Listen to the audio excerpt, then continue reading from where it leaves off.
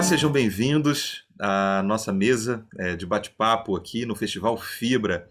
Obrigado, em primeiro lugar, a vocês pela presença, não só nesse encontro, mas também em todos os outros programados pelo nosso festival. Eu sou Alfredo Del Penho, sou um dos curadores ao lado do querido Marcelo Caldi. Seja bem-vindo aí, Marcelinho.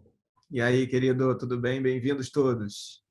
Isso aí, hoje nós vamos receber para esse papo duas convidadas especialíssimas e eu vou começar aqui apresentando uma delas, Michele Muri, que é produtora com 22 anos de carreira, ela é coordenadora da Casa Natura Musical em São Paulo e a Michele também faz parte do time de educadores do projeto Sementes. Ela é profundamente engajada nas discussões também sobre racismo, feminismo e inclusão na cultura. E o projeto Sementes, ele é um projeto também de caminhos para uma produção mais diversa, que oferece capacitação e produção e gestão cultural para artistas e produtores não brancos de maneira gratuita e acessível. Marcelo, apresenta a nossa outra convidada. Nossa outra convidada de peso aqui. Hoje essa conversa vai ser muito legal, né, Alfredo? Então, nossa outra convidada é a Maria Tereza Madeira, uma das mais celebradas pianistas brasileiras, que tem 42 anos de carreira e tem mais de 30 discos lançados e inúmeros projetos relevantes construídos. Entre eles, a gravação da obra integral de Ernesto Nazaré para piano. Bem-vinda, Maria Tereza, bem-vinda, Michele Muri, queridas amigas, parceiras já de tantos anos. Isso aí, eu vou começar aqui falando com a Michele, é, perguntando como é que começou essa sua trajetória como produtora, né? Eu me lembro que acho que a primeira vez que eu tive contato com o seu trabalho foi naquela época chamada revitalização da Lapa, em que você trabalhava com o grupo Casuarina, mas queria saber como é que começou essa sua trajetória. Gente, em primeiro lugar, muito obrigada pelo convite. Um prazer enorme estar aqui com vocês hoje, numa mesa do Fibra, junto à querida Maria Tereza, que eu já acompanho e admiro há tantos anos, e os meus amigos, né, Alfredo e Marcelo. Então, estou super em casa. E eu queria pedir licença para fazer uma rápida audiodescrição aqui para todo mundo que está acompanhando a gente. Então, eu sou uma mulher negra de 42 anos, eu estou com meu cabelo preso, usando brinco, colar, macacão azul. Estou no meu escritório, que tem um fundo com uma parede verde, alguns quadros atrás, uma planta e duas estátuas aqui. E voltando à pergunta do Alfredo, bom, eu comecei muito jovem, né? Eu admirava muito, eu curtia muito música brasileira, então eu ia em shows naquela... Antes da revitalização da Lapa, teve um boom do forró universitário aqui, né? Marcelo fez parte de vários grupos, enfim. Então, a gente admirava muito os compositores, uma nata de uma produção cultural efervescente no Rio de Janeiro e fora do Rio também, e comecei a me interessar muito por produção. Comecei produzindo um evento super pequeno, um forró aos domingos, e a partir daí conhecendo músicos, artistas, e me lancei, né? Virei uma empresária, eu acabei cuidando de gestão de carreira, fazendo projetos artísticos diversos, fazendo turnês nacionais e internacionais. E, ao longo desses anos, eu também desenvolvi um trabalho junto a equipamentos culturais. Eu trabalhei na Fundição Progresso, no Rio de Janeiro, e hoje estou à frente da coordenação artística da Casa Natura Musical, né?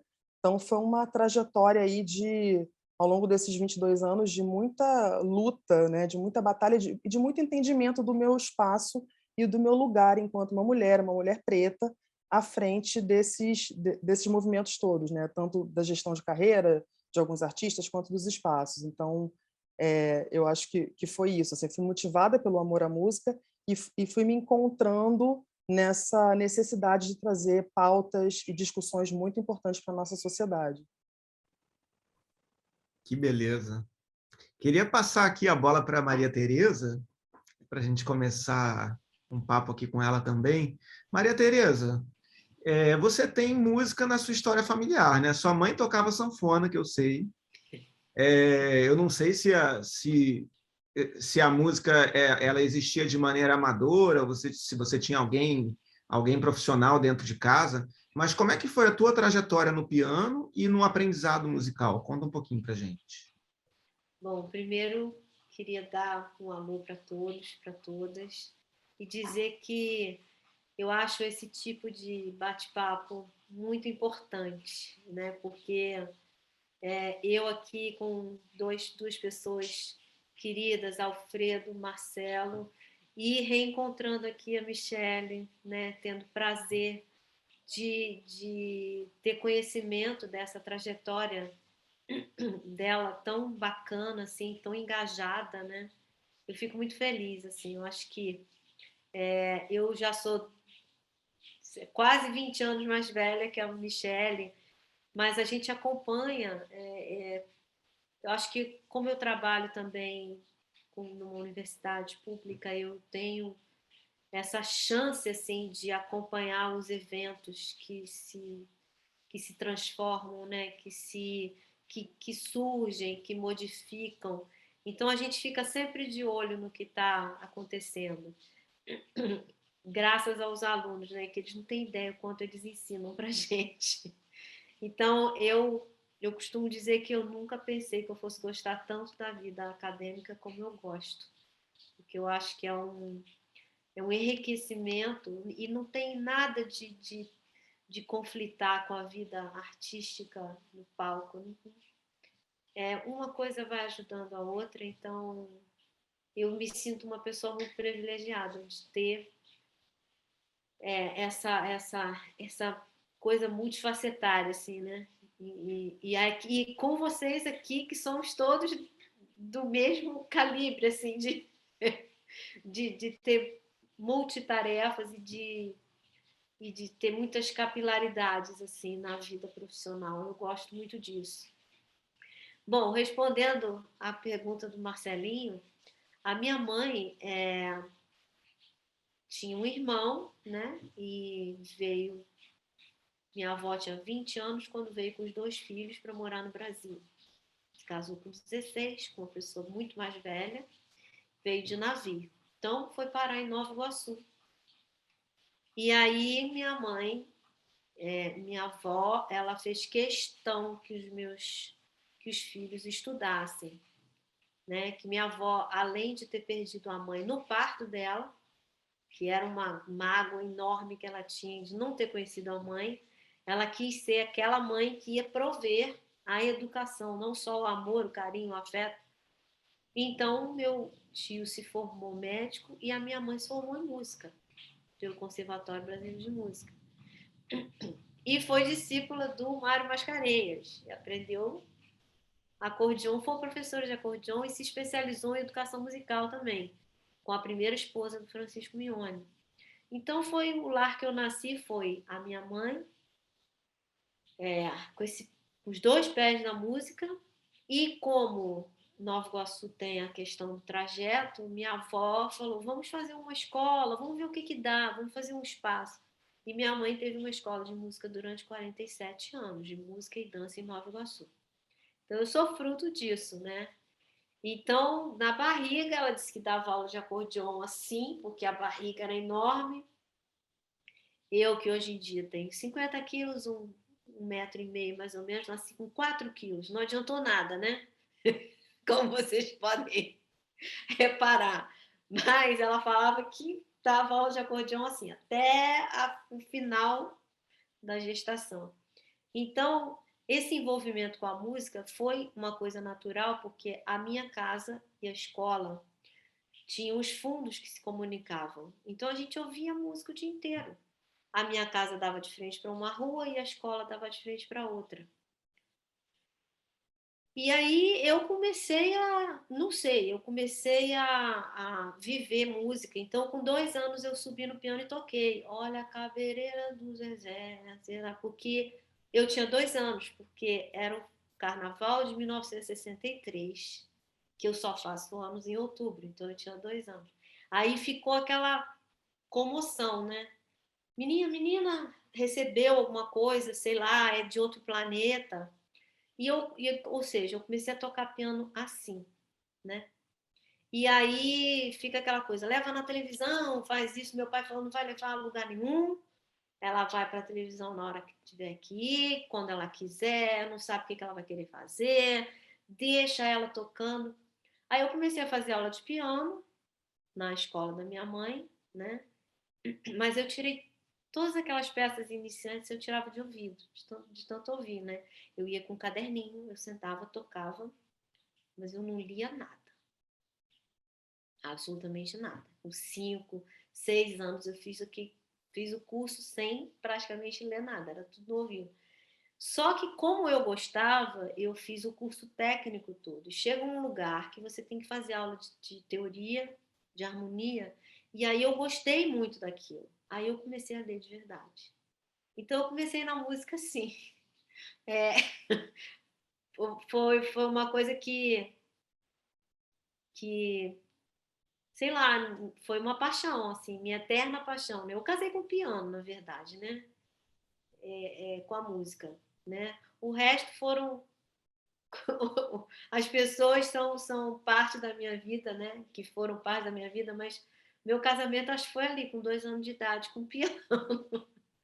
Então foi assim que começou, Que lindo. nesse ambiente musical, né? Que Graças a Deus. muito, muito, muito legal, Tereza. Que história é essa da sua mãe, hein? De ter uma escola durante tanto tempo em Nova Iguaçu, num polo distante da gente aqui, que vive na Zona Sul, no centro, né? Nossa, que maravilhoso. Eu posso fazer uma propaganda aqui? Claro, manda ver. A minha mãe foi homenageada em 2016 ou 2017, acho que foi 2000, eu não me lembro exatamente, que a prefeitura, a Secretaria de Cultura fez um documentário, tá? No meu canal do YouTube tem um documentário sobre a minha mãe. Ah, Nossa, eu Ela vou foi, procurar. ela foi homenageada depois, né? Mas ela com certeza ficou em festa lá. E muito E desbravadora, né? um Numa época documentário. assim. E uma época, então, que ela era uma empresária. Minha mãe nunca foi dona de casa, né? E casou-se com uma pessoa que era apoio total, né? Meu pai era a paixão da vida dele. Então, ele era, eu falava que ele era o faz-tudo da academia, né? Da escola. Era meu pai. Ele trabalhava, mas ele era o faz-tudo. Então, eu acho que a minha mãe foi muito abençoada, até com o casamento para poder fazer o que ela fez, e viver tantos anos felizes, né? Ela mesma, depois de viúva, ela falava: ai, minha melhor época da minha vida foi quando eu estava casada com seu pai. Então, assim, foi uma história de vida muito próspera, eu acho, assim, em todos os sentidos, né? Porque ela é muito reconhecida. Esse documentário, assim, eu quase que eu me desmanchei em lágrimas, né? Tão bonito você trazer isso, né? Porque É, tantos exemplos que a gente vê por aí de situações em que homens estão cerceando as mulheres, né? E você vê o teu pai empoderando a sua mãe, colocando ela nesse lugar de realizadora, né? De correr atrás do sonho dela. Isso é muito bonito, isso é muito forte, né? sim, sim. Tanto que quando a academia acabou, ela falou assim: nossa, eu me lembro do seu. Quem botou essas barras para as aulas de dança? Foi seu Nossa. pai que botou essas barras aqui, esse espelho aqui. Que depois a gente vendeu o imóvel. Mas também foi quando ela quis, né? Que as coisas foram mudando muito. E as escolas particulares realmente de arte sentiram muito. Então, antes que a coisa virasse um pesadelo, eu falei, vamos fechar que tudo vai ficar na lembrança boa ainda, né? E foi isso que aconteceu. E então acho que é uma história que eu lembro com muita alegria, sempre lembro com muita alegria.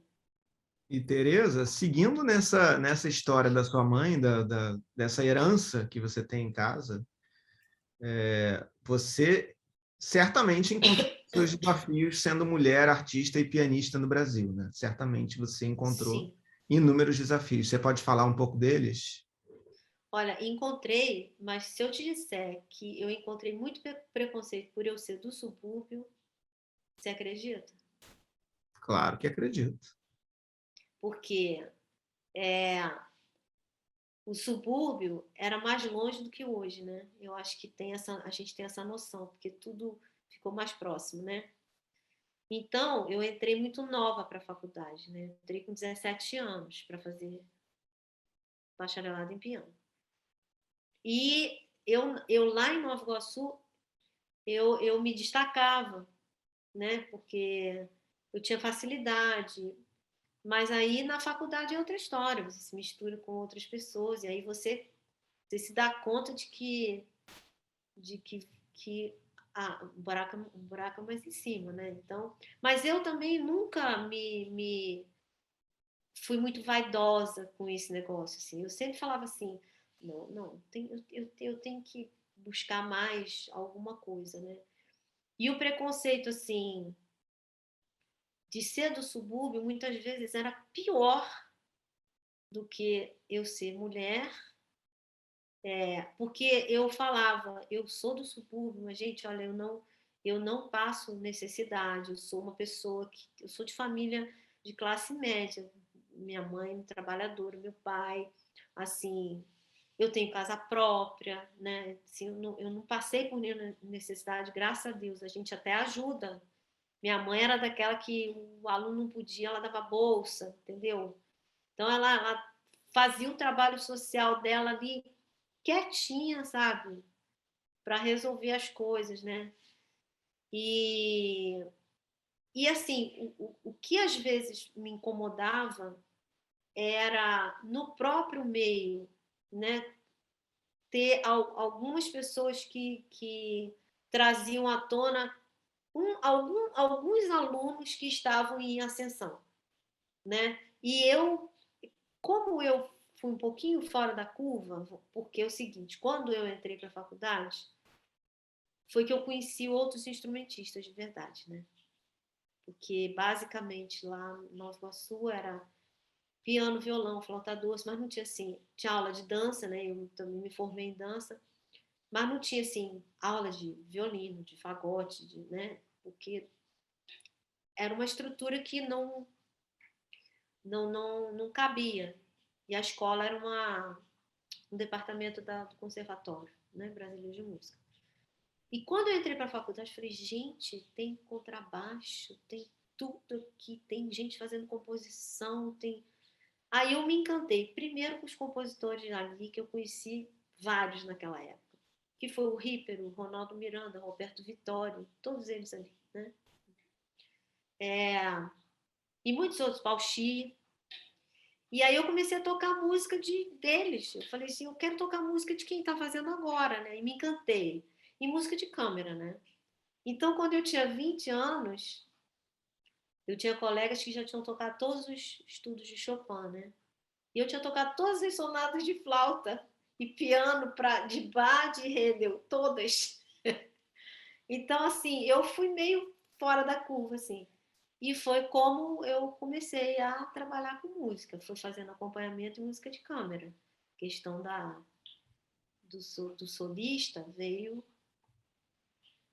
assim, com mais ênfase depois, né? Apesar de que a minha estreia na sala Cecília Meirelles foi substituindo uma pianista que teve um problema de saúde e eu fui solista da banda dos Bombeiros. Eu também tenho sorte, né? Então, a primeira vez que eu toquei na sala foi para a sala lotada, tocando a Rhapsody in Blue, porque eu estava estudando. Meu professor Alimonda falou, olha, tem um concerto na sala e, assim, teve um problema, a pessoa adoeceu, você está tocando. Eu já tinha ganhado um concurso para tocar com a orquestra da escola, mas eu toquei primeiro na sala. Não. Aí, quando eu entrei, eu devia ter 19 anos, 20, devia ter 20 anos. Eu falei, gente, nunca pensei de entrar aqui assim no palco pela primeira vez assim, né? Jamais pensei. Então assim, por isso que eu me sinto muito privilegiada, mas foi tudo meio fora da curva, porque eu gostava de música brasileira, eu queria tocar música de quem fazia agora. Sempre gostei de música popular, porque sempre toquei de ouvido, né? Então, adoro samba, sempre gostei de samba, sempre gostei de carnaval, essas coisas todas. Então, o perfil daquela pianista erudita não tinha, né? E ainda por cima do subúrbio é coisa demais, né? É demais. É demais.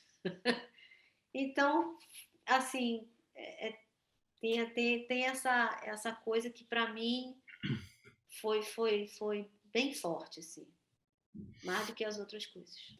Que bacana, Tereza, ver você falar isso, principalmente de ver que muito dessa trajetória foi a partir da sua escolha, assim, né? Disso de você falou de tocar aqueles compositores e não necessariamente o que seria a trajetória comum, né? Você não se forçou, você estava muito atento à sua própria relação com aquilo que estava acontecendo, no seu desejo. Nossa, que bonito ouvir essas coisas todas.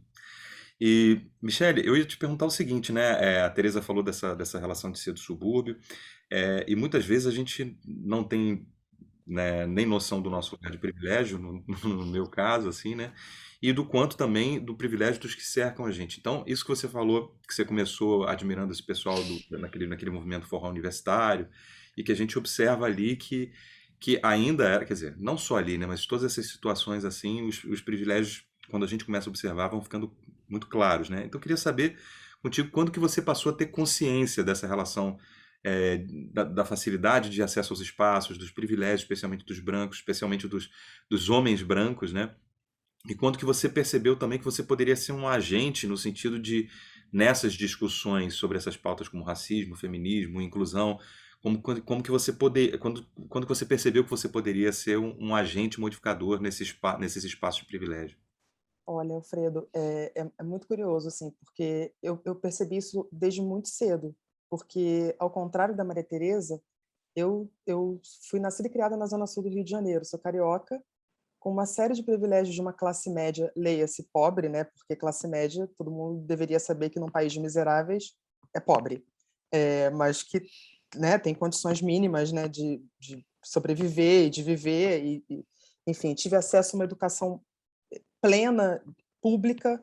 Eu estudei no Colégio Pedro II, um colégio incrível, federal, um ensino riquíssimo, que tirava a gente da zona de conforto, né? Não só com um aprendizado normal, mas com a provocação de pensar fora da caixa, né? Do que era proposto ali na escola. Então, eu percebi muito cedo que eu, como uma menina preta da Zona Sul, era vista como branca.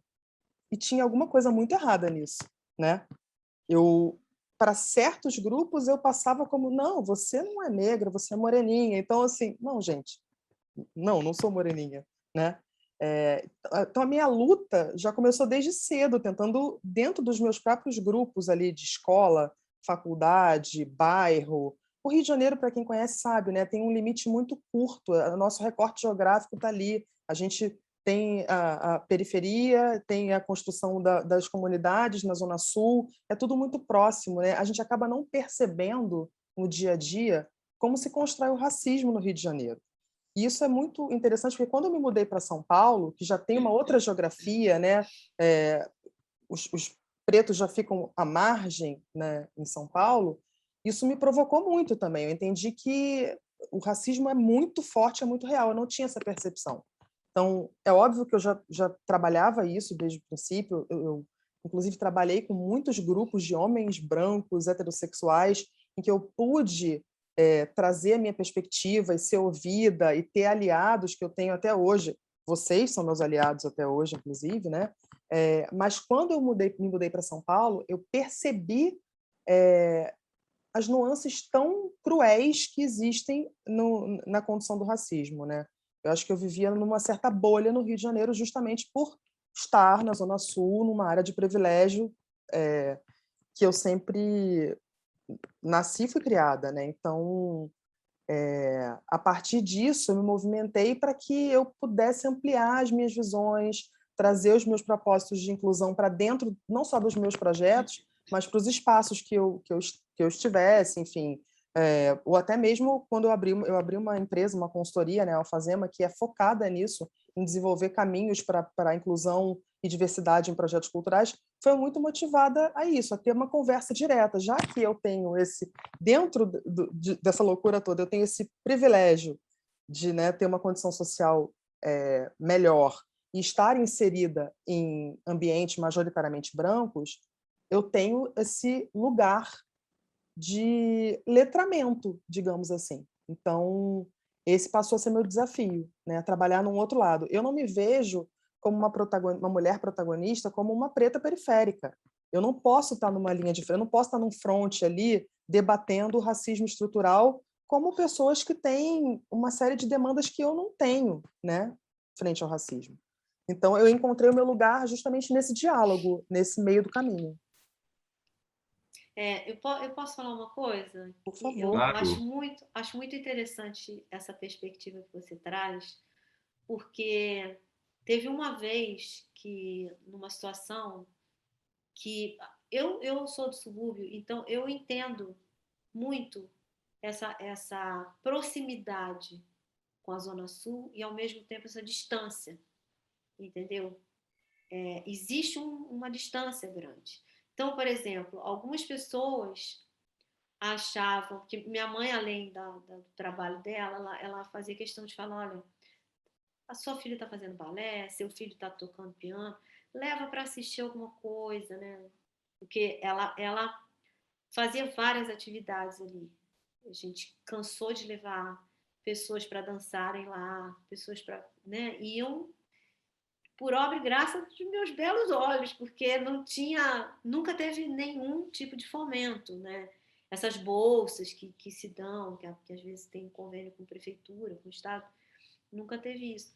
Então, muitas vezes, assim, tinham situações que eu sei que, assim, que pelo menos Nova Iguaçu tem um dinheiro vindo do comércio, de fontes, e culturalmente teve sempre falhas ali. As pessoas, eu agora, desde que eu fui chamada para dar esse depoimento para, né, o documentário sobre a minha mãe, eu estou vendo que também está mudando, as pessoas estão querendo resgatar.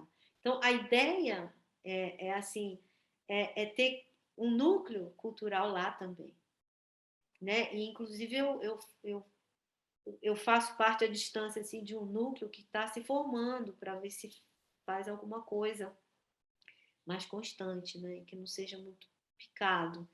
Então, assim, teve uma vez que essa história da distância, né? Mas o municipal é muito longe, né? Aí depois você ouve a pessoa falar: não, eu fui no shopping tal, na Barra, comprar esse sapato. Entendeu? Então tinha essa coisa meio esquisita, né? E uma vez, eu trabalhei muito com coral de empresa, né? Muito. Assim, criei meus filhos durante mais de 10 anos sendo pianista de coral de empresa, que era um trabalho que todo mundo achava menor.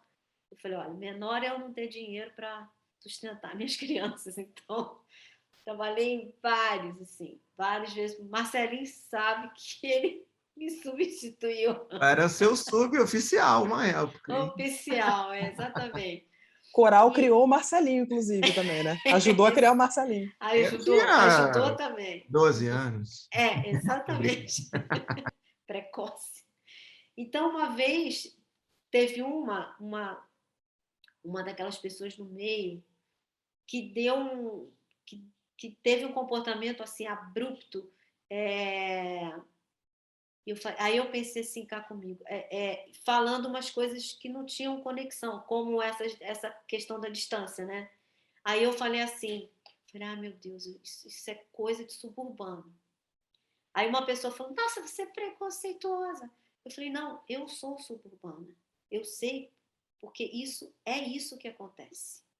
Então é como você fala, você não é periférica, mas você sabe o que acontece, você está atenta a isso. Quer dizer, eu não moro há muitos anos, mas a gente sabe que tem uma coisa arraigada que, enquanto culturalmente a gente não tiver essa independência, né? essa, essa, essa independência que eu falo, de você não julgar, entendeu? De você, na verdade, tentar soluções, fica um ranço, entendeu? Fica um ranço. Então, eu gostei muito de ouvir você se posicionar, entendeu? Que, assim, de você ser da Zona Sul e você também ter esse respeito por esse outro lado, que é o que eu tenho. Eu tenho muito respeito, mas a gente sabe como é, não sabe? Então, eu queria só que você completasse se eu estou no caminho Primeiro, já certo. eu tô emocionada de ouvir você tecendo elogio para mim. Muito obrigada. Imagina, é Vai cair uma verdade. lágrima aqui. É a verdade. Mas é isso. Eu lembro que quando eu fazia produção, né, quando eu estava com artistas e tal, e eu ia muito a espaços, equipamentos na Zona Norte, no Rio de Janeiro. É um público tão especial, é um público tão maravilhoso, que tem mais interesse, é um público que busca mais, que te instiga mais, né? Que vai atrás do artista e provoca, e pergunta, e consome. E falta tanto, né? Falta tanto investimento nessa área, gente. Assim, Sim. a gente lembra das lonas culturais quando elas surgiram. Que coisa maravilhosa, né? Eram espaços super democráticos, as pessoas podiam ir, as famílias inteiras. Eu lembro que assim, era recorde de venda de disco naquela época, né? Na época que existia disco, se vendia disco. Então, é muito louco isso, né? Essa falta total de olhar para uma população que é tão maravilhosa e é tão interessada e que está ali e que não tem, né, um investimento público. É como eu digo que na aquarela dessas pessoas tá faltando aquelas cores, né? Estão faltando umas cores ali que elas têm direito, entendeu? Então eu via como era difícil sustentar a escola lá, né? Sabe, fazer aquele meio termo para que outras pessoas tivessem acesso. Era muita doação, você se doar e o professor se doando também, né? Então, é uma luta, É. continua. E as pessoas não entendem que a acessibilidade, quando a gente traz esse conceito, a gente não está falando apenas de acessibilidade física, no caso de pessoas com deficiência, Não, a gente está falando de todos os tipos de acessibilidade. Financeira é uma muito importante, né? Você é, desenvolver meios. Eu costumo fazer eventos que eu coloco na minha planilha, vejo valores de ingresso, aí eu penso, poxa, mas essas pessoas, eu baixei tanto o valor do ingresso, será que elas vão ter como consumir? Eu lembro que na Casa Natura, quando a gente inaugurou, eu tive uma conversa com a Maria Gadu, amiga querida, maravilhosa, que é uma pessoa assim, né? Quem conhece sabe que ela é um ser humano único. E ela falou, Mia, alguns meses depois da inauguração, eu estava com tanto medo das minhas manas não conseguirem vir aqui na casa e consumir, e beber, e comer, porque é um lugar que, né, é muito bonito, tem uma arquitetura, sushi e tal. E aí agora eu vejo o cuidado de vocês, assim, com relação a valor do preço, não só do ingresso, mas do que a pessoa consome ali dentro, né? Falta muito esse olhar, né, do todo. Demais. Michele, eu queria continuar perguntando para você. Você falou do seu projeto do Sementes, né? E eu queria que você desenvolvesse um pouco mais, que você falasse se é assim. A gente tem uma pergunta aqui que a gente separou, que é o seguinte: como você acha que é possível favorecer o desenvolvimento de uma cadeia produtiva que seja antirracista e antimisógina? E eu acho que isso tem a ver com o teu trabalho, né? Se você Sim. pudesse falar como que você já pratica isso e como que você acha que isso ainda pode ser melhorado, pode ser desenvolvido, né? Fala pra Então, gente. eu acho que assim, o ponto principal é você precisa contratar pessoas. Se você não tem nos seus núcleos pessoas pretas, tem alguma coisa errada. Se você não tem LGBTs nas suas equipes, se você não vê pessoas com deficiência, se você não vê pessoas 60 a mais, alguma coisa está errada, né? Se você não tem essas pessoas na frente da tua marca, da tua empresa, do teu projeto artístico, da sua ficha técnica, você não está fazendo o caminho certo e natural, você não está sendo inclusivo. Eu tenho participado de muitas curadorias de projetos, né? Analisando a qualidade artística, e muitos deles, ainda bem, têm se voltado muito por essa questão de inclusão. E aí eu vejo que muitos agentes culturais ainda não entenderam, de fato, como se torna um projeto acessível, como se torna um projeto, se faz um projeto diverso, sabe? Porque se você não parte desse princípio, que se você não tem esses olhares em cargos de gestão, de decisão, em cargos que pensam criativamente os projetos, você não vai trabalhar isso de uma forma abrangente. Então, acho que o primeiro passo, se é que eu posso dar um conselho como são vários, né? Mas para mim o mais importante é a contratação. das pessoas que fazem parte dos ditos grupos subrepresentados, sabe? E aí é você pensar em equidade, pensar se você tem um número equilibrado de gênero, né, de homens e mulheres, cis e trans, se você está trazendo inclusão racial, e aí eu estou falando de pretos, pardos, indígenas, se você tem esse olhar, né, para pessoas com deficiência nas suas equipes, se você possibilita isso, se você está disposto a isso, né, que é um passo super importante, requer adaptações. A gente sabe que projeto, quando você conta com patrocínio, as coisas são mais fáceis, quando você tem, né, investimentos em bilheteria, tudo, né, ou vai na raça, o artista, é tudo muito mais difícil, mas você tem que se propor a isso, né, entender como é que eu posso pensar e não incluir pessoas 60 a mais. Olha a Maria Tereza dando aula para a gente aqui, sabe? Uma mestra, está no auge, está no máximo da potência dela, assim, tipo, e vai muito longe.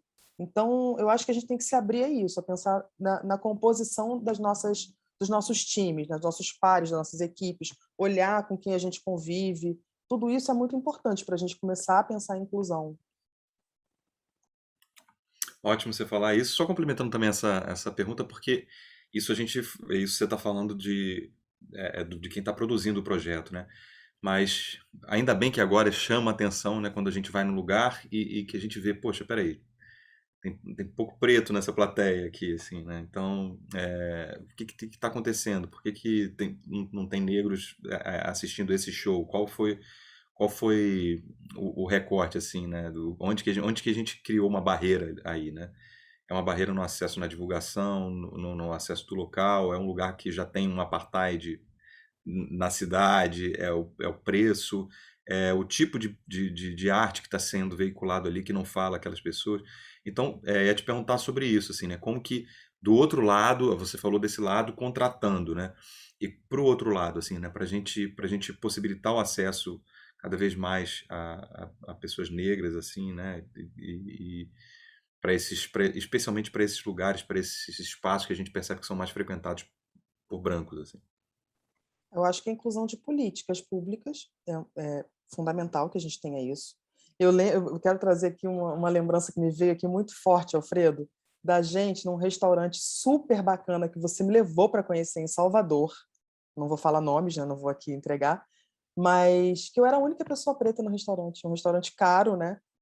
E na época a gente não falou sobre isso, nem comentei sobre isso, mas é isso, né? Como o dinheiro dita. Então, a partir disso, eu acho que ter essa perspectiva de como você pode trabalhar valores menores, né? Você que é artista também constrói isso junto com a sua equipe de produção. Pensar em cota, a gente tem que ter política de cota. Isso é fundamental para que a gente consiga ter esse equilíbrio até um certo momento a gente realmente ter a inclusão como um ponto normal, natural, né? A gente ter essa divisão equânime, né? Então, eu acho que pensar muito quando você desenvolve um projeto em todas essas frentes, né? Desde o momento que você começa a elaborar e pensa, cara, em que espaço eu vou fazer? Ah, mas esse espaço ele tem acesso, ele tem rampa, ele tem elevadores? Como é que é a condição para uma pessoa, né, com deficiência entrar e participar? Ela vai se sentir à vontade? Eu acho que isso tem que partir do artista também como uma linha de pensamento, uma frente de pensamento. Da mesma forma que as equipes precisam incluir, contratar, eu acho que a equipe técnica tem que ter dentro essas pessoas, né, que elas vão ajudar a determinar caminhos, vão começar a construir narrativas completamente diferentes, né? A gente vê hoje narrativas muito eurocentradas aqui no Brasil, né? Muito com essa perspectiva branca, eurocêntrica e tal. Então, a partir do momento que você traz para dentro da equipe também, você começa a ter atenção a esse tipo de coisa. Poxa, se você tem uma pessoa de periferia dentro do seu grupo, do seu, né, da sua banda ou da sua equipe técnica, e você começa a discutir essas questões, vão vir uma série de ideias e de sugestões que você, a partir disso, vai começar, não, realmente, eu estou repensando aqui, a gente tem esses valores de ingresso, mas a gente pode ter uma cota diferente, né? Então, eu acho que esse é o único caminho possível. Brilhante, Michele. Estou adorando esse papo. Estou aprendendo muito contigo. Porque, né, nós que somos, acho que o Alfredo também compartilha isso, a Tereza, nós artistas hoje, nós somos um pouco produtores, um pouco empresários, um pouco, a gente lida com todos os meandros, né, de se realizar um espetáculo, né? Então a gente tem que ter esse olhar, mudar esse olhar definitivamente, né? E que isso seja uma coisa que seja a praxe, né? Acho Sem dúvida. muito, E acho muito. vocês, artistas, hoje em dia, têm que estar à frente desse cuidado com a imagem, né? Nessa coisa de criar conteúdo, que está sendo muito requisitada, e é um ponto muito importante hoje para a comunicação dos espetáculos de vocês. Então, tudo isso tem que ser construído com vocês. Quando você vai produzir um conteúdo, você tem que estar ligado se você colocou uma legenda ali, se todo mundo tem acesso ao que você está falando, se isso está chegando nas pessoas, sabe? Isso é muito importante. Vocês estão à frente. Acabou aquela era dourada do investimento pesado de uma gravadora. Não existe mais, né? A gente está vivendo um outro momento, principalmente artistas independentes. Então, eu acho que é partir desse princípio, que você, como gestor da sua carreira, junto com empresária, enfim, com uma equipe, tem que ter esse olhar também. Posso falar uma coisa que eu me lembrei quando Mas você estava falando sobre acessibilidade, né, não só física, mas esses pontos todos que você tocou? Eu me lembrei que tinha uma série na Funarte de música que eram 2 projetos. Era o projeto Pixinguinha, né? E o projeto chamava Rede Nacional da Música, que eram concertos. E geralmente eles misturavam assim, a pessoa que tirava o primeiro lugar no concurso, mandava para fazer uma turnê. Então tinha umas turnês de uns lugares que eram as preferidas das pessoas que tinham mais nome, né? Era Salvador, não sei o quê, aí Recife. Tal. Aí tinha assim, eu toquei. Primeira vez que eu fiz a Rede Nacional da Música, fui para Rio Branco. Isso nos anos 80. Rio Branco, Porto Velho, Dourados, Mato Grosso do Sul, né? Cuiabá, Campo Grande. Aí foi a Santarém, Belém e tal. E quando eu fui tocar em Santarém, o secretário de Cultura, super simpático, recebeu a gente. Depois marcou de uma maneira da gente ficar lá para conhecer Alter do Chão, que é um lugar maravilhoso. Então ele fez questão, ele falou: não, toca sexta, vocês ficam sábado, domingo, aí domingo vocês vão para Belém, passam a semana lá para dar um curso e depois fazer o concerto, né? Aí eu toquei em Santarém, era um trio, era eu, o Fernando Brandão na flauta e o Joaquim Abreu na percussão, né? Então, colegas muito queridos, né? E aí a gente preparou um programa que a gente misturava assim, ticoria, tocava um pouco de música brasileira, eu já tocava lá nos Nazarés, as coisas e tal. E aí, lotado, né? Em Santarém. Primeira capa de jornal, não sei o quê. Aí a gente tocou e as pessoas assim, Claudinha, a gente acabou o concerto, aí foi cada um pro camarim, né? Aí eu falei, gente, aplaudiram tão pouquinho, eu pensando, né? Mas eu falei assim, eu fiz, foi bacana, o concerto foi bacana. E os dois estavam no outro camarim, né? Eu no meu e os dois lá. Aí o produtor veio, o produtor local. Você tinha sempre um produtor local para receber e tal. Falou, as pessoas não foram embora. Eu falei, mas por que as pessoas não foram embora?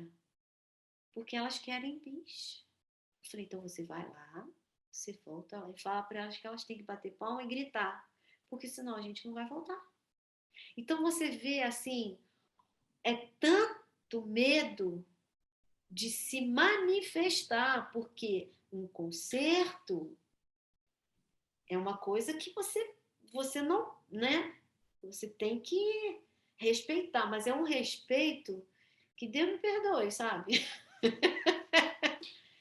Aí, desde esse dia, eu falei assim, eu vou começar a conversar muito nos meus concertos. Vou começar a falar muito. Vou descontrair, porque aí nós voltamos, aí eles começaram. Eu falei, não, vai, manda, fala para eles, ó, eles só voltam se vocês aplaudirem e pedirem, porque ninguém levantou. Aí gritaram, bis, a gente voltou, tocou. Aí eu ainda falei umas coisas, obviamente tentando ser muito generosa, carinhosa, né? Mas para você ver essa questão da música de concerto, como às vezes ela é disseminada, de que você não pode, você tem que bater palma baixinho, tem que ficar quietinho, não, bater palma você bate palma. Eu falei, gente, ó, pode bater palma de novo? Eu falei, é isso. Aí teve um outro concerto didático que eu fiz, que tinha um monte de adolescentes de escola pública. Aí no início era aquela conversa, aí eu tocava bem pianinho. Então. Aí eu falei, olha, queria primeiro agradecer e tal. Agora eu queria que vocês olhassem a sala. Vocês estão vendo alguma caixa de som? Ai, todo mundo procurou.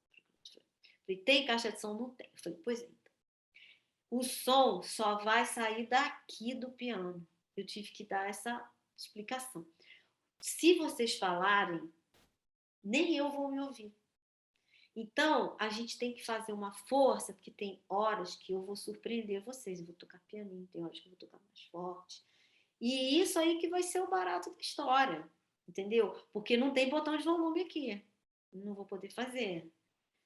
Eu toquei o resto do concerto, foi um espetáculo. Eu falei, gente, porque muitas vezes essa política que você fala de você dar acesso, você também tem que intermediar. Você tem que ter alguém que intermedie esse contato. Senão você pega um bando de adolescentes, 14 a 17 anos, fala, vai assistir um concerto agora, vão! E os professores todos lá atrás. Então agora eu tenho regras. Os professores têm que ficar espalhados no meio dos alunos e eles têm que saber para onde eles vão, porque às vezes eles não sabem. Então, eu acho que isso tudo que você está falando está me chegando à cabeça com essa desinformação que cai no colo do artista e você fala assim, que falta de respeito, que não sei o quê. Não é, gente. É simplesmente você dizer aonde você vai. Olha, você vai assistir um concerto, vai ter uma pessoa tocando piano que é acústico, né? São pequenas frases, só foi o que eu falei lá e o que resolveu. Então, a partir dessas minhas experiências, eu falo. Todos os meus concertos eu falo. Pode ser na Sala Cinemerés, na Sala São Paulo, fora do Brasil, eu falo e falo. O que eu achar que eu devo falar. Porque eu acho que eu nunca sei quem está ali. Entendeu? E você percebe esse teu viés aí de educadora, né? Que você Sim. herdou. Que falar é isso, né? Você está ali... Você não está só se comunicando, você está educando essa plateia, né? Exatamente. Então, eu aprendi porque... Talvez porque eu goste e talvez também porque eu tinha que fazer isso para poder tocar direito. Porque não é bom, assim, você, né, fazer um concerto vendida sozinha ali, sem botão de volume. Então, eu acho que toda essa política também tem que ter essa intermediação e não jogar as pessoas. Tem lugares que são fantásticos, que já tem uma pessoa que faz esse trabalho, né? Então, é maravilhoso. A Nenê Krieger, ela é mestra, ela sempre bota um intermediador para fazer quando ela faz conselho didático. Então, é uma coisa que faz muita falta. E muitas vezes fazendo essa Rede Nacional da Música, era um concerto didático e o um concerto para os adultos. Era igual. Eu fazia exatamente a mesma coisa. O fagotista que eu toquei, ele entrou com a malinha e montou o fagote na frente das crianças. Que legal. Foi um show. Foi o Rapopó, Ricardo Rapopó. Grande amigo que mora na França hoje. Então, quando a gente olhou aquela catedral, não tinha ainda os auditórios que tem hoje lá em Rio Branco. A gente olhou aquela catedral com criança. Tinha, sei lá, umas 1.000 crianças uniformizadas. Eu falei, Rapopó, tô morrendo de medo, vou mudar o programa inteiro. Aí a gente foi no camarim, mudou tudo. E eu falei, você vai entrar sozinho. Aí ele entrou, ele também muito gosta de falar e tal. Então, eu acho que é isso, assim. E eu aprendi isso cedo, graças a Deus. Com 20 e poucos anos, eu já tinha aprendido isso. E bacana você falar isso, Tereza. Quando vocês falaram sobre esses equipamentos também da Zona Norte, das lonas e tudo mais, eu tinha me lembrado justamente desse episódio que eu tinha passado quando, no projeto Pixinguinha, eu fui designado para viajar pela região norte. E eu também fiz Rio Branco, Boa Vista, Macapá. É, Novinho, novinho, por isso. E é claro que o universo da música popular é um pouco diferente nesse sentido, né? Porque as pessoas se sentem mais à vontade. Mas o que eu ia falar é justamente aquilo que vocês pontuaram lá no início. As pessoas estavam ávidas por ouvir aquilo. Eu me lembro que a plateia em Rio Branco, acho que foi a plateia mais calorosa da minha vida. As pessoas não iam embora. As pessoas ficavam lá aplaudindo, você voltava, o sujeito aplaudia, você voltava. Então, realmente, esse tipo de tirar, né? Essa coisa de tirar do centro, assim, as coisas, né? Acho que é muito importante também para que a gente traga para essas pessoas a proximidade da relação com o artista. Marcelinho, você ia fazer uma pergunta? Alfredo, não é o que eu quero dizer, que a gente está com o tempo já, ó, quase acabando. Quando o papo é bom, gente, corre, né? Mas eu tenho mais uma pergunta para fazer, antes da gente começar a finalizar, mais uma pergunta para fazer para Maria Tereza, que eu vou pegar as últimas perguntas aqui, vou fazer tudo numa só, tá? Bom, você teve a ousadia, né, de gravar a obra completa do Ernesto Nazaré, né, que é um projeto de talvez um dos projetos mais importantes assim para a memória brasileira, para o piano brasileiro, né, considerando ele um dos pais do choro, um dos pais da linguagem da música popular brasileira, né? E a gente não pode deixar de citar, já que estamos falando aqui com duas mulheres, a essa mulher que foi a mulher da música brasileira, que é a Chiquinha Gonzaga. A Chiquinha Gonzaga tem um papel importante, não só como pianista, como regente, como compositora, mas ela foi fundadora da primeira sociedade protetora e arrecadadora dos direitos autorais. Né? Isso é uma coisa, uma mulher assim, virtuosa, né? Que mulherão da porra, né? Como a gente fala. E você tem uma relação muito forte com a obra da Chiquinha, né, Tereza? Assim, tanto na sua interpretação das obras dela na minissérie da televisão que fizeram, né? Acho que, se não me engano, foi na Globo. E você gravou a obra dela em discos, você tocou ela certamente em muitos concertos pelo Brasil, pelo mundo. E aí eu pergunto, tudo numa pergunta só. Qual a influência dela na tua vida artística, né? Você que tem mais de 30 discos lançados, essa pianista reconhecida, é professora de uma universidade hoje, uma educadora. Então, assim, onde que a Chiquinha Gonzaga te inspira, assim? Fala sobre a Chiquinha, fala sobre ela na tua vida. Ela me inspira em vários aspectos, né? Primeiro, porque a gente fala de o empoderamento da mulher, né? E outro dia eu falei numa entrevista, eu falei, gente, a Chiquinha, para mim, é a mulher mais empoderada que eu já vi aqui no Brasil. Sinceramente, porque, na verdade, ela foi muito fiel aos propósitos dela. Sempre. Musicais, sociais.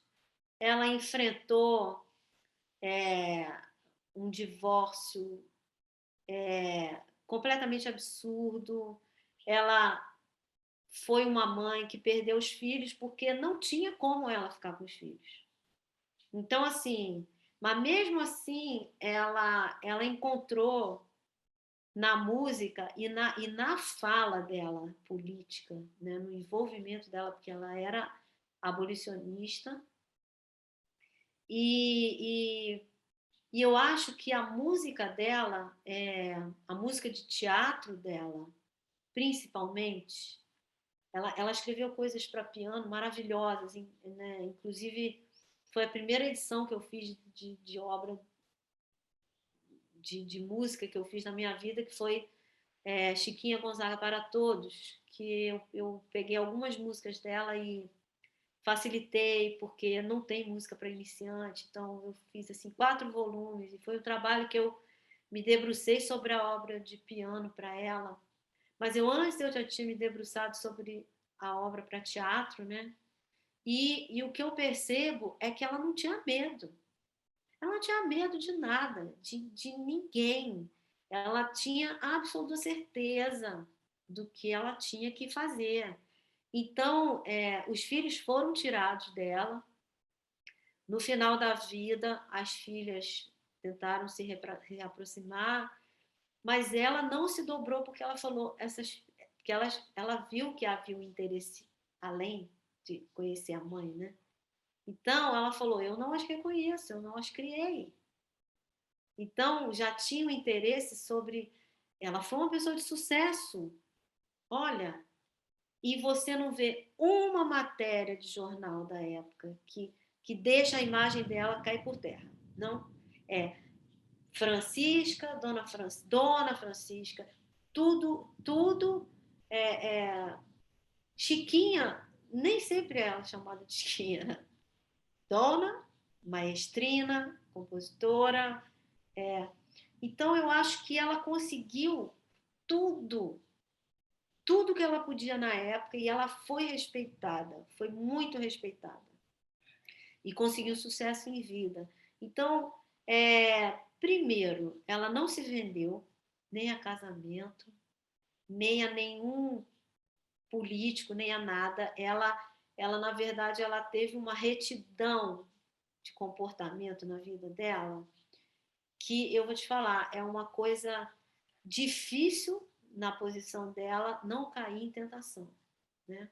Ela amou quem ela achou que devia, ela casou quantas vezes, ela teve os romances que ela quis, ela teve os filhos que ela quis, e ela no final arrumou um companheiro, sim, muito mais novo que ela, e que graças a ele o espólio dela foi preservado. A verdade é essa, a gente tem que agradecer a Joãozinho todos os dias, porque ele guardou tudo. Então, assim, ela foi amada, ela foi respeitada. Então, assim, eu não sei nem por onde começar, como é que essa mulher conseguiu tanta coisa. Eu acho que ela nunca se calou, na verdade, né? E ela, qual era a arma que ela tinha? Né? Diante de um pai poderoso e um marido que não reconhecia. A arma dela era o quê? Trabalhar. Era a música, foi a arma dela. Então, assim, uma das guerras mais bem-sucedidas que pode ter acontecido, né? E ela foi reconhecida. Então, assim, Mas a que me custo, né? O quanto essa mulher sofreu, né? quanto essa mulher sofreu, e ela, assim, você sente que várias fotos, por exemplo, naquela foto que ela tá nas bate, só tem ela de mulher. E o Joãozinho lá no cantinho. Joãozinho lá. E assim, ela, com a relação de amizade dela com o Calado, que foi quem abriu as portas para ela entrar na música popular. Porque tem sido feitas muitas pesquisas recentes sobre a vida da Chiquinha como pianista, que é uma coisa que não é muito falada, né? Ela como professora, ela como pianista. E o Vandrei Braga, que é o que criou o site da Chiquinha, ele é um pesquisador assim voraz sobre esses buracos que a gente vê, né? E a Chiquinha pianista só tocava em café mesmo. Então tem relatos dela tocando a quatro mãos com pianistas de concerto, de participar de concertos também. Então, eu tive acesso a uma das músicas que ela tocou a quatro mãos, era uma coisa difícil. Então, quer dizer, ainda há muito que se descobrir sobre Chiquinha, viu? Ainda há muito que se descobrir. Inclusive, tem sido feito trabalhos pesquisando biografias dela mais antigas, né? Que às vezes tentam embranquecê-la, né? Então, isso ainda vai ter muita coisa descoberta. Assim. Eu espero que não acabe nunca, porque do jeito que ela enfrentou o que ela teve que enfrentar, essa história ainda tem muito desdobramento, entendeu? Então, assim, a inspiração dela é quando eu toco, a criação melódica dela, harmônica, o bom humor dela nas músicas é uma coisa impressionante. Como ela consegue ter diferentes estados de espírito, né, na criação. Isso eu estou falando da obra para piano, né? Então, assim, como ela foi para o teatro e musicou letras que, que assim, teve diretor de teatro, que eram os que encomendavam, que ela escreveu a música e que ele não quis esperar dela. Era de uma mulher que tinha escrito a música, não estreou. Então ainda tem isso. Tem as coisas que a gente conhece, que ficaram, e tem as obras que não foram. Entendeu? Porque o dono do teatro falou, uma mulher não quero, tira. Simplesmente, não é boa nem ruim, é porque é mulher. Então é duro, né? A gente Mas hoje... quanto... Desculpa, Marcelo. Não, vai lá. Eu ia falar isso. Quantas outras mulheres que não tiveram um Joãozinho na vida tiveram sua obra simplesmente Mas, no lixo, né? Quantas outras Chiquinhas Gonzagas não existiram que simplesmente não sim, sobreviveram ao tempo, né? e muitas. Eu andei fazendo umas pesquisas sobre mulheres amadoras, porque não podiam ser profissionais, a maioria eram amadoras, que tem várias partituras disponíveis lá no arquivo do MIS, coisas de família que chegaram nas minhas mãos de pianistas que editaram partituras, mas que nunca viraram profissionais porque tinham família e o marido não deixava. Era feio. Então, tem essa questão também. Mas eu acho que elas todas foram muito bem representadas, né? É uma pena que nem todas, eu acho que cada pessoa sabe aonde que consegue chegar, né? Então, ela soube onde ela poderia chegar. E às vezes, assim, as pessoas são diferentes, têm limites, têm compromissos, tem uma série de coisas que não viabiliza essa luta que ela conseguiu ir até o fim, né? Então, eu acho que são as circunstâncias, é você estar na hora certa, com a pessoa certa, né? Tem uma série de fatores aí, né? Você trouxe isso da luta, eu acho que essa energia que foi deixada por ela e por outras, né? A Dona Ivone, tantas outras, está reverberando hoje na gente, né? Mulheres que estão aí se colocando, se lançando à frente dos projetos, compositoras, cada vez mais a gente vê um número crescente de compositoras, intérpretes, mulheres que se posicionam como instrumentistas, que era uma coisa que antigamente era um lugar muito delicado. Então, essa energia está aqui, hoje em dia, né? Nesse Sim. crescimento. Uma coisa que você falou interessante da instrumentista, né? A instrumentista com a questão da maternidade, né? Também isso é um capítulo à parte, né? Então, eu tenho muitas colegas que tinham que sair de casa para estudar. E eu sempre pensei assim, não posso sair de casa para estudar porque meu instrumento é em casa. Então, eu vou ter que dar um jeito aqui. Aí, só por curiosidade, eu vou contar. Eu ia para o piano estudar, aí eu avisava assim, quer falar comigo, fica em pé aqui que eu estou te vendo. Mas eu vou falar na hora que eu puder. Aí dava uma pena, às vezes, os dois pequenininhos, aí vinham ficar do lado, assim, com o dedinho levantado, assim. Porque eu falei, eu vou ter que fazer alguma coisa. O apartamento que eu morava era minúsculo, com eles pequenos, então, piano na sala, que tinham 5 portas, mas tem que ter muito foco, sabe? Muito foco, e porque é tudo para dar errado, é tudo para não acontecer. Mas eu acho que essa luta ela continua, né? Porque, como você fala, né, Michele, é uma educação conjunta, é passar um pouco para o outro lado para enxergar como o outro te vê, né? E saber o que você pode atingir, o que você ainda não pode, você tem que atingir outras coisas antes de atingir, às vezes, o ponto crucial, né? É um trabalho de formiguinha, mas está dando certo. tá dando certo. Nós não estamos aqui? Tá dando certo. História é implacável. O protagonismo feminino está aí, né? Então, estou muito, muito feliz de ter recebido vocês aqui.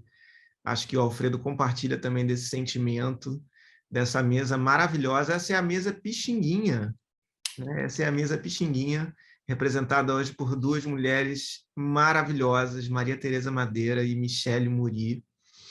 Quero agradecer demais a presença de vocês aqui. Lembrar que esse é o Festival Fibra, Festival Instrumental Brasil. E, bom, a gente já falou dos patrocinadores, Alfredo? Não, só agradecer ao Instituto Cultural Vale, muito obrigado, agradecer a Sarau e agradecer a Andréa Alves, idealizadora desse projeto também, Grande mulher. Outra, essa é empoderada. Essa é Viu? maravilhosa. Ele Essa é deram uma maravilhosa. equipe assim que eu amo, Vivi, Nossa, Felipe, Dani, Masbo, Bruno, tem uma galera, Sarau toda. Queria agradecer muito porque fazedores, hein? sim. Com essa grande líder. E coisas que ficam marcantes, né? Na cultura da gente, assim, no nosso convívio, coisas muito marcantes. E que, por exemplo, foi projeto da Sarau fazer Chiquinha Gonzaga em 95. Foi ali que eu conheci a obra do Chiquinha. Andréa sempre pensando à frente, né? Isso A é muito minissérie legal. veio depois. Que legal. Foi ali, Legal. 95. Olha aí, mais um lindo depoimento. Queridos, então um beijo para todo mundo. Obrigado a todos que estão acompanhando aqui as mesas. Se liga aí na nossa programação das mesas.